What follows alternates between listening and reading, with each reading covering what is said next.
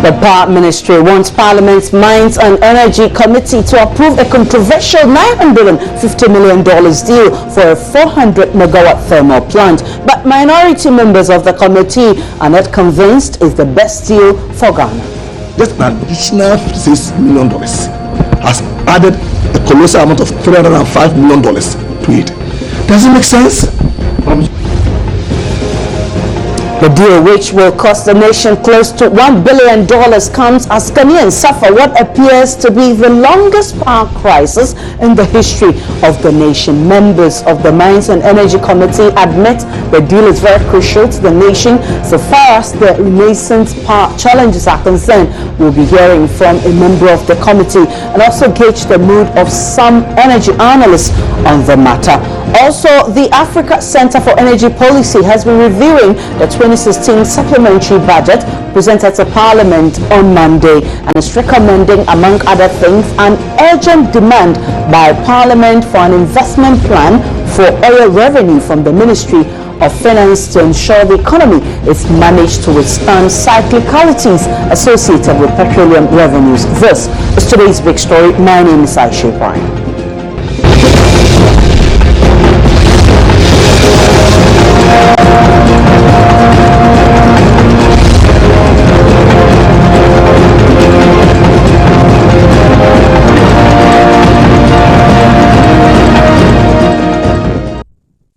Officials of the ministry today attempted to justify why the many government investments in the energy sector in terms of plans are inadequate to solve the nation's power challenges, despite the explanation that the Akonsombo Dam, which is the major power generator in the country, has for some time now been unable to produce to its full capacity due to the all-time low water level, plus the challenges facing the Bui Dam altogether affecting their operation. Hence the relevance of 400-megawatt thermal plant deal. Minority members are still not convinced. We can listen to a member of the committee, Isaac Isiama, who spoke with my colleague Elton Bobe earlier.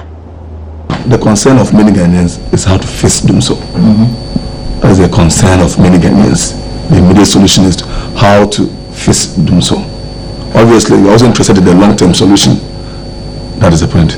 If you look at this agreement that has received executive approval by His Excellency the President of the Republic, when you read it, His Excellency the President has granted executive approval for put-call option agreement, an emergency power plant agreement for 344 megawatts combined cycle gas turbine power plant in Tema by Early Power Limited, as well as the underlisted modifications in the original agreement.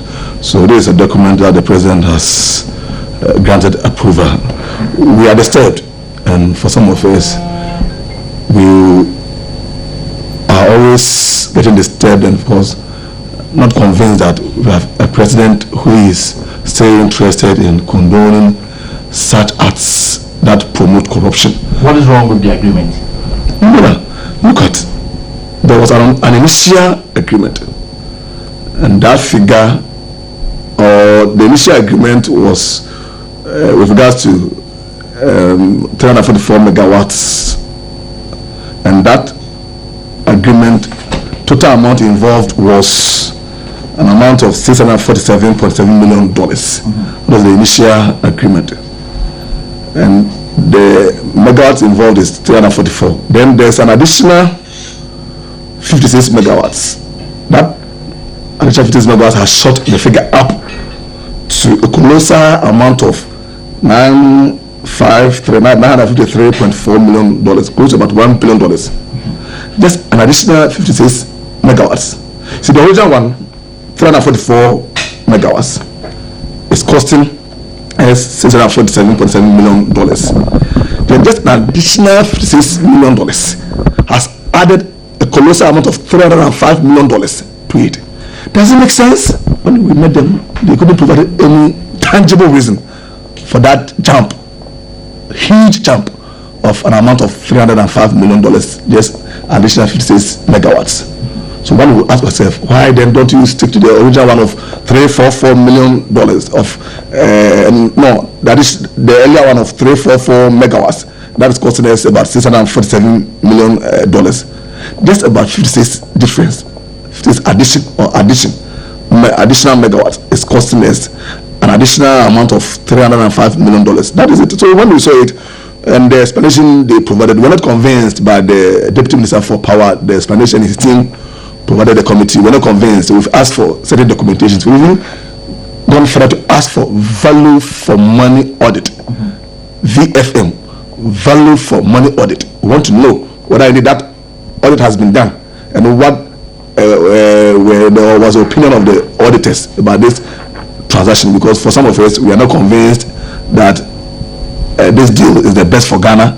It's not the best. We have been shortchanged. That is how you can see the deal is. So you've asked the Power Minister to bring further details on the amount of money involved in this? Yes, we've asked for further explanation as to why the figure jumped from $647.7 million to $953.4 million. So meaning at the committee that we met this morning, this clarity was not given? No, it wasn't. The explanation given by the Deputy Minister and his team, we didn't take it. We still believe that there's more to that, and that it's not the best of deal for Ghana, so they should get us a better explanation, because for some of us, I don't think we will support such a deal if the deal doesn't meet the criteria I told you about efficiency, effectiveness, and of course economy. Bottom line, value for money. If the deal doesn't meet this criteria, this kind of cardinal principles, some of us would not support this deal, and we are concerned. See, we have said over and over that crisis facing this country now, the energy crisis, is about money. It's money. Finance, we've said it over. I mean, gurus in the sector, gurus in finance, in economics have spoken. Vividly, I remember Dr. Baumia did indicate that indeed the energy crisis, the doom so, is a result of money, funding. We don't have, because look at our installed capacity or generation capacity, about 3,000 plus megawatts. Our peak demand is about 2,300. So we have more than... We have more, but we need to fuel them or to gas them. We need the gas and fuel, the crude oil or the light oil. That's what we need to power the plants. So it's money. How do we raise money to buy crude? That's the point.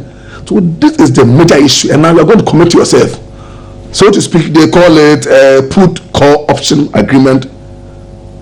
Now we are told that instead of the earlier ones that they have been used to what they called government consent and support agreement as GCSA, and they are now on this what they call call option.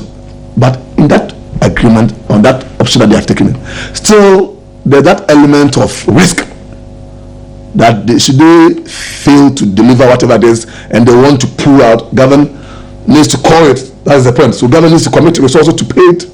So whatever it is, we have taken the risk. So one day, should there happen that there's a problem, government needs to find the money to pay. So we have given that guarantee.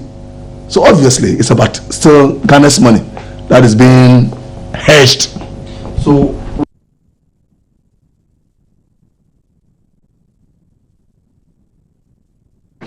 well, we can do some analysis now, and Kojo Poku is an energy analyst. He joins us via the phone. Good evening to you. Mr. Kojo Poku, thanks for your time on today's big story.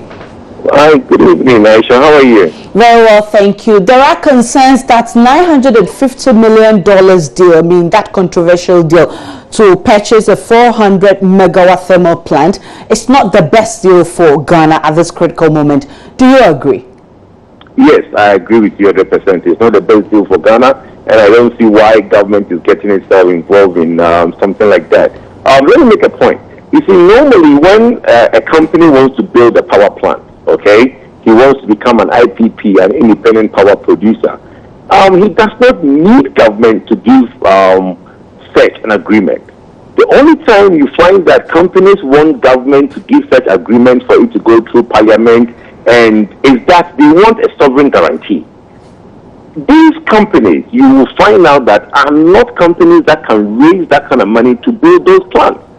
So if there are companies that are worth their salt and they can raise the money and they think it's a good investment, why don't they go and borrow the money, build the plant, and then take a PPA like Asogli did? Did anybody in this country hear that Asogli's PPA went to Parliament? Asogli was a private investor, an independent power producer. The Chinese and the man teamed up. They built the IPP, and it's working. They never went to Parliament. They never asked government for any undertaking. The only time you hear that companies need government to do some of these undertakings, and then they'll tell you is build, operate, and transfer after 25 years. Ghanaians don't want it. If the company transfer to who? If the company thinks that they have the mandate and they have the money and they have the experience to build a power plant, let them go and source their own 9 million or 900 million or 1 billion that it takes. Let them build their power plant, go to ECG and collect a PPA like any company does. Why do you need government to go through Parliament so that it becomes an indebtedness to the nation? Why are we doing that to ourselves as a nation? The explanation for this deal is clear. Akonsombo is unable to perform at full capacity. Brief same. So bottom line, it cannot satisfy our demand. Isn't this a convincing explanation? No, my dear, you see, let's not compare apples and oranges. You see, the idea of building 440 or 500 megawatts of power is news. We will all clap and we will all jump for this kind of news. But the idea is that why is government having to bear the cost of it? Or why does it have to go through Parliament? If a company, and if you are to look at it's an arrangement between government and another company. That company will have approached government that they can build a 450 megawatts. Good news, go and build it. Look, PPAs are not meant to go to Parliament. As I speak to you now, you know there's a controversial issue where the car power deal did not go to Parliament. Are you aware of that? Yes. Exactly. So how come that the car power deal didn't go to Parliament, but this deal is going to Parliament? What is the difference between this deal and car power? You see, the issue is that a PPA is a power purchase agreement. A power purchase agreement is between the off-taker, which is ECG in this case, and the company coming to build the plant, which is the IPP, the independent power producer. The agreement between, some of us even have arrangements with ECG for such PPAs, and we don't even know how parliamentary comes in. But the only time that people want parliamentary approval is because they want a guarantee. And why is government guaranteeing a private venture? That's the bit I don't understand.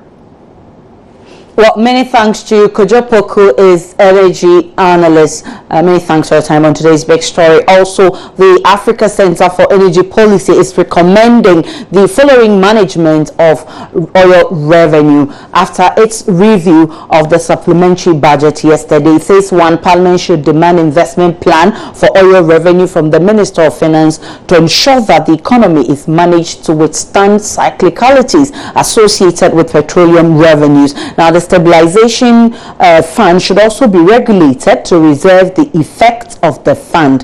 The continuous downward revision, according to ASEP, of the cap renders the fund incapable of achieving the objectives set out in the law. And then ASEP is also recommending that the minister should urgently set up the management of the GIIF and also the management of that fund to be guided by the law in selecting projects to support it. We're joined by Dr. Ishmael Aka. He's head of policy unit at the Africa Center for Energy Policy. Dr. Aka, thanks for your time on today's big story. Yeah, good evening, Martha. Good evening to you. So what informed these recommendations? Well, when we take the power sector, we know that the main challenges we are facing now has been the two challenges. The fact that we are not getting gas from Nigeria, the fact that the little we have, the light crude oil and diesel are in short supply. So we thought that the emphasis would have been on how government will secure a reliable fuel. For instance, what is the status of the LNG investment that started some years ago, and how that is going to contribute to our fuel security. Unfortunately, we heard a lot about new capacity coming in fact about 2,155 megawatts, promised megawatts. which are usually clear when they come. So we believe that we should emphasize more on fuel security.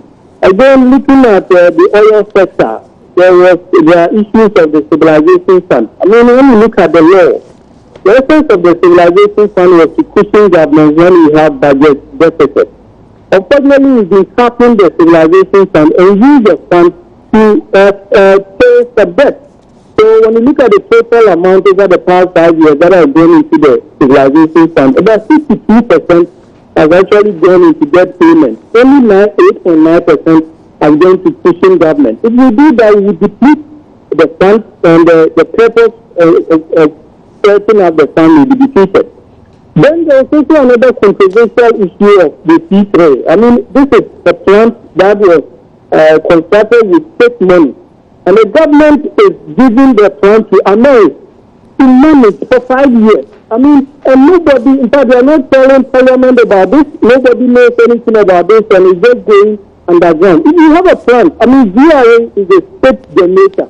Why don't you give it to GRA? And if they need money, fund-based investment through the energy sector levy, instead of giving it to a private sector, what arrangement we have and all those things. Some of these things, in fact, did we even do competitive bidding? How did we select Ameri if we are supposed to give it to a private sector? So these are some of the challenges we are facing. Finally, on the Ghana Infrastructure Investment Fund, it was a very good idea. In fact, we established it, and we received about 25% of the public investment fund that goes into the ABS, in fact, some oil revenue and other sources of funds.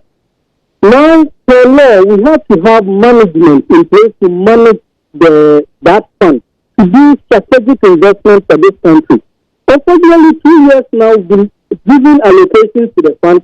Meanwhile, we've not been able to put management in place to manage the fund. So last year, the finance minister, who is now the manager of the fund, decided to invest $50 million of that money into private banks. And this year, he's trying to also invest additional sums of that money in pure tanks. I mean, who gave him that mandate? And why is it that, I mean, I don't get it. Then we have qualified people to manage the fund. So these are some of the issues we are seeing, and we thought that the finance minister will use the media budget review to address some of these issues. Unfortunately, they did not. But we also applaud the government, at least for using part of the stabilization fund, the energy sector levy to give to VRA, and trying to also ring-fence the energy sector levies, which is very, very important, so that we use it for the purpose of which the funds were established. So these are very good, but I think there are a lot of issues that need to be addressed. Indeed, in addition to all these concerns raised, the officials of the Ministry of Power are justifying why Parliament should approve a colossal amount of $1 billion for the purchase of a 400 megawatts thermal plant. Good deal? I mean, it is one, the plant is needless. I mean, when you look at our demand, projected demand, but we have capacity to produce as much as about 4,000 megawatts. Now, what we are producing today is less than 1,005. So, if we are supposed to produce 4,000 and demand is around 2,500, what it means is that we have more power. Even if we get to we can produce more power, use that power, and even export some percentage to other countries. Again, private sector, we have a lot of private sector companies coming in to produce. So I think that government engaging in some of these deals, and when they come, we find we say that it has so high capacity side that even when they are not producing, we still be paying. We find that it's going to provide them with fuel. When we know that even the plants we have, we are not getting fuel for them.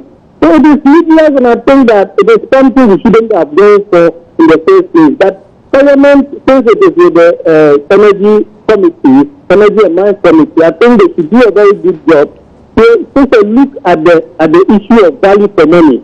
According to VRA, it costs them about $1 million to produce about 1 megawatt of power. When you do the calculation on this estimate, means that it's costing us about $2.1 million per megawatt. It is so expensive, and at the end of the day, it is the consumer who will be bearing the cost of all these, some of these investments which may not be in our interest. So I think Parliament should do it, but if it is possible, it should be cancelled. If not, then it should be renegotiated so that it will not bring any burden on us in the future. Many thanks to you, Dr. Ishmael Aka. He is the head of policy unit at the Africa Center for Energy Policy. If you just joined us, we're talking about the controversial $950 million deal which officials of the Power Ministry seek approval of Parliament for that amount to purchase a 400 megawatts thermal plant to help fix our power problems. My name is Aisha Ibrahim. Good evening.